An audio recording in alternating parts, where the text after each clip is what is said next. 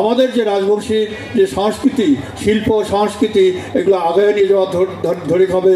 আজকে এই যে সবার মধ্যে যে জনজাগরণ যে সৃষ্টি হয়েছে আমার রাজবংশীর মধ্যে, সবাইকে সেই জন্য বই ধন্যবাদ জানাম। আর ওর আসার কারণ হচ্ছে যে এত বড় মঞ্চ ওই আগত কোনোদিনও ভাষণ দেখ নাই, আজকে যে সুযোগ দিছে মানি বংশীবদন, তার জন্য ওই বংশীবদনের প্রতি কৃতজ্ঞ থাকুন। কারণ আমার যে আমার সংস্কৃতি, শিল্প সংস্কৃতি যা কিছু দাবি আছে সবগুলো কিন্তু আমার মানসিক টুটি ধরে ছিপি রাখে। তা মই এর আগত একটা কবিতা করছেন, সেই কবিতাটা ওই আজই একটা কভার চান। সেটা হচ্ছে যে বাইরে থেকে মানসি আসি, আমাকগুলা কেমন করি একটা জমি জায়গা থেকে শুরু করি, আমার শিল্প সংস্কৃতি, আমার ভাষা, আমার মুখের বুলি এগুলো কেমন করে টুটি চিপি ধরছে।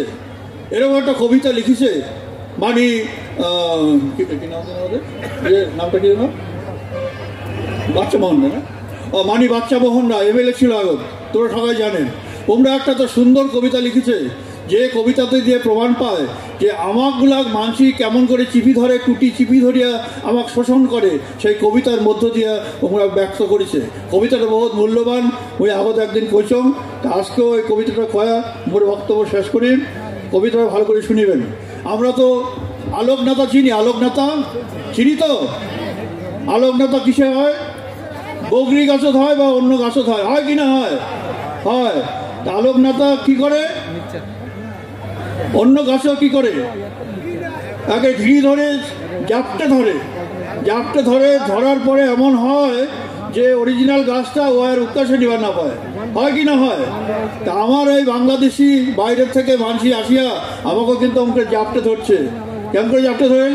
যে ওর যে দেহার বরণ, সোনার বরণ দেখিয়া ওকে ভালোবাসিয়া আমাকে ওয়া নীল নেওয়ার পরে যখন দেখি ওয়া ধীরে ধীরে সুজ হয়ে ফাল হয়ে বেড়াচ্ছে, তখন আমরা আর কি পাই না, আমরা দমে নিবার পাই না।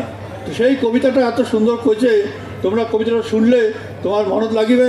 আর এই কবিতার মধ্যে আজকের যে অনুষ্ঠানটা মূল বক্তব্য খান কিন্তু এটি কোনায় আছে।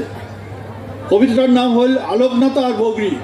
তো বগরি গাছের আলোকনাতা হয়, যেটা বাংলায় কয় স্বর্ণলতিকা।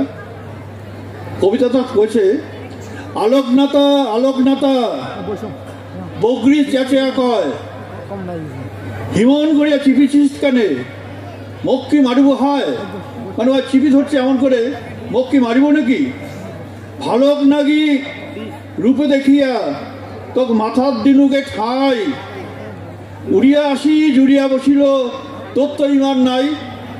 মানে আমরা বাইরের লোককে, একটা রাজবংশী মানুষ, সরল মানুষ তো, আচ্ছা বসো খাও, তোমার জমি নাই জায়গা নাই, আমার জমিটা বসো।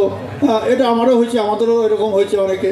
কিন্তু যারা বসিয়া একেবারে আমরা আস্তে আস্তে আস্তে আস্তে চুষিয়ে ধরলেন। তারপর বলছে উপরা খাওয়া উচল ডাঙা, তোর তো দারুণ চাল, বিন্দির মতন ঢুকিয়া এলায় হবার চাচিত ফাল। বোঝেন ঠেলা এবার। তারপর কয় মুখ আঙেয়া মুচকি হাসিয়া আলোকনাতা কয়, চেঁচাইস না তো গাধার না খান। মানসি মন্দ কয়, ওয়াই আমাকে চিচি ধরছে, আর আমরা যদি চেঁচাই, আমরা যদি কই, তা আমাকে আরো বলে যে চেঁচাইস না গাধার না খান। মানসি মন্দ কয়, বোঝেন ঠেলা এবার।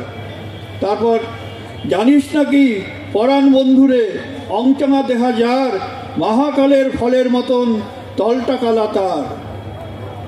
আমরা হচ্ছি উড়ানি জাতি, শিকই হামার নাই। তাহলে আলোকনাতার কিন্তু শিকই নাই।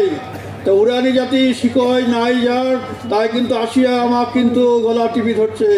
এটা কিন্তু মনে রাখার হবে।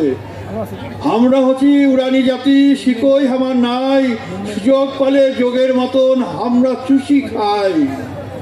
নাওয়ের উপরা গাড়ি চড়ে, গাড়ির উপরা নাও, বুঝিয়া দেখেন হয় কি না হয়, এইটা দেশের ভাও।